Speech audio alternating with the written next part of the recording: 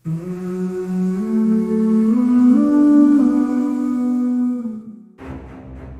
सोच भी बदलता हूँ, मैं नज़रिया भी बदलता हूँ।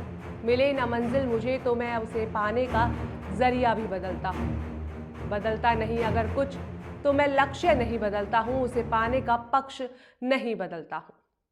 वो कहते हैं कि कोई जन्म से महान नहीं होता, महान बनाता है उसका विचार, उसकी मेहनत और उसका आदर्श।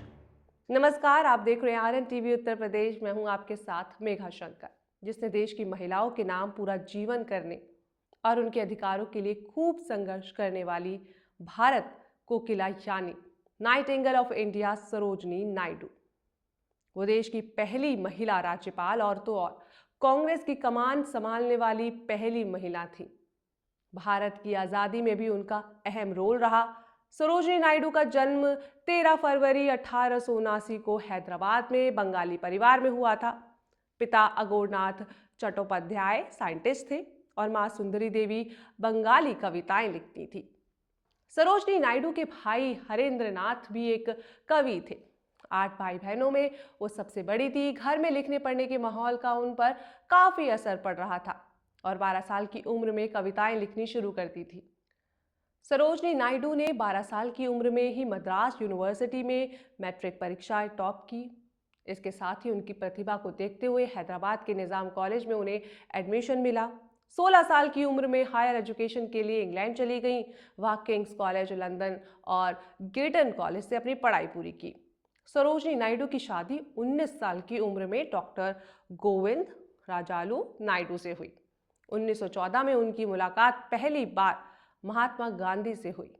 यहीं से देश की आज़ादी के आंदोलन से जुड़ी और गांधी के भारत आने से पहले उनके साथ दक्षिण अफ्रीका में भी काम कर चुकी थी।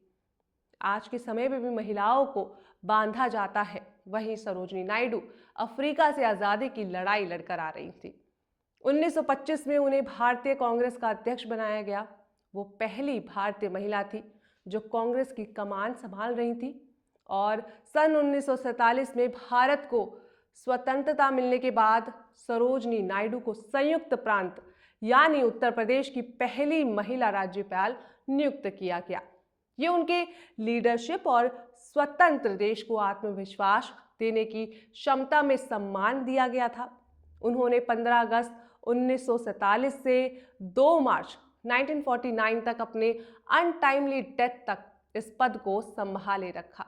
अपने कार्यालय के दौरान उन्होंने शिक्षा, महिला सशक्तिकरण और सामाजिक कल्याण को बढ़ावा देने के लिए काम किया, जिससे राज्य पर एक स्थायी प्रभाव पड़ा। वो महिलाओं को अक्सर देश में और देश की संस्कृति को लेकर आगे बढ़ने की बात महिलाओं से कहती रहती थी। ऐसा ही कुछ उन्होंने उनकी इस नारी कविता में लिखा है। बचपन में माँ ने नारी का किरदार निभाया है, उसने ही तो हमें ठीक से चलना, बोलना और पढ़ना सिखाया है। उम्र जैसे बढ़ी तो पत्नी ने नारी का रूप दिखाया है, उसने हर परिस्थिति में हमें डट कर लड़ना सिखाया है। फिर बेटी ने नारी का रूप अपनाया है, दुनिया से प्यार करना सिखाया है। और तो क्या ही लिखूं मैं नारी के सम्मान में, हम सब तो खुद ही गुम हो गए हैं अपनी ही पहचान में। ये सुंदर बोल को समझिए, विचार कीजिए और वीडियो अच्छा लगा हो तो लाइक, सब्सक्राइब भी कीजिए।